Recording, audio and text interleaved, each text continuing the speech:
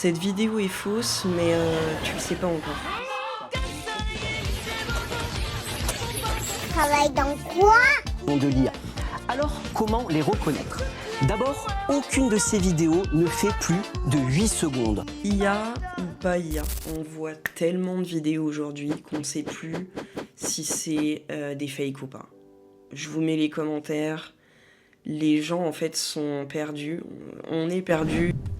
Donc je me suis dit, si je leur donnais 4 tips simples pour faire la différence. Numéro 1, les mains. En fait, c'est super simple, les robots savent pas encore. Alors ça dépend desquels, les payants, etc. Ok, mais ils savent pas encore faire la différence de nos particularités d'être humain, notamment les mains, les yeux, la voix. Et je vais vous montrer une photo qui a fait pas mal le tour. La photo des géants de la tech qui sont réunis dans un salon.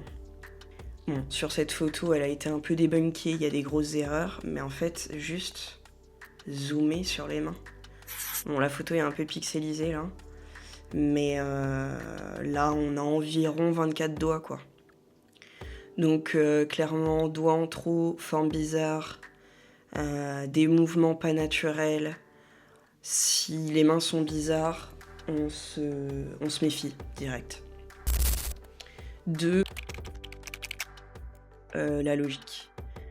Quand vous regardez une vidéo qui a pas de sens ou qui défie les lois de la physique, on va en voir une, c'est souvent de l'IA. Donc je suis tombée sur une vidéo hier. On va la regarder ensemble. Voilà.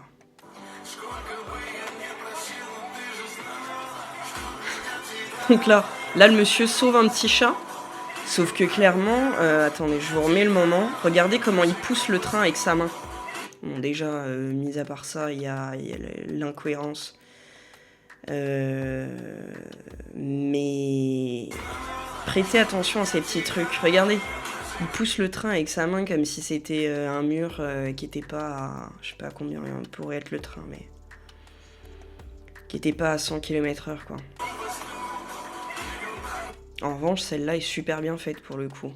À part ça, je vois pas de défaut. Et souvent, les vidéos comme ça sont un peu... À la fois, il y a du son, elles sont un peu pixelisées. Donc en fait, ça passe. Mais là, c'est trop incohérent. Et en fait, je prends ces exemples parce que dans les commentaires, tout le monde demande à Grok, l'IA de Twitter, si c'est de l'IA. Demander à une IA si c'est de l'IA, c'est pas ouf. Mais les gens se questionnent vraiment, donc ça c'est un bon exemple.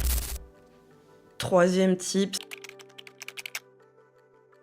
les vérificateurs d'IA.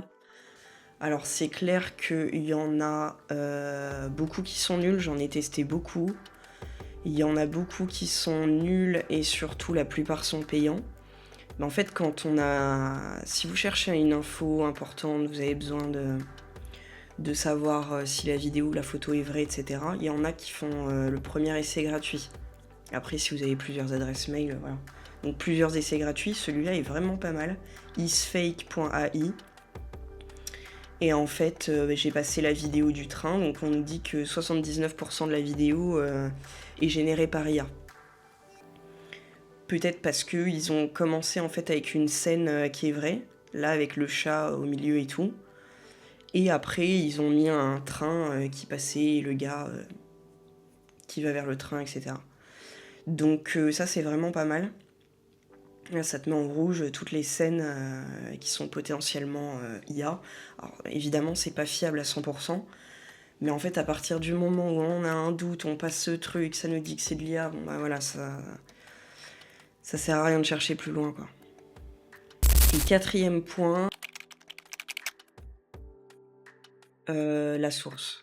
Alors ça marche pour tout, hein. Ça marche pour les infos que vous voyez. Faut toujours se poser la question ou regarder qui a posté cette vidéo. Vous voyez une vidéo, vous posez la question qui a posté cette vidéo. Si le compte est un peu chelou ou a l'habitude de poster des grosses vidéos pour gagner des abonnés, etc., c'est un red flag. Si le compte est un peu bizarre.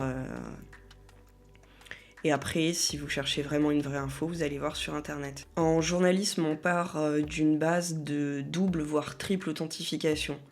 Donc si vous voyez une info, vous vérifiez, il faut que 3 sources fiables, pas des comptes Twitter à la con, 3 sources fiables parlent de cette info.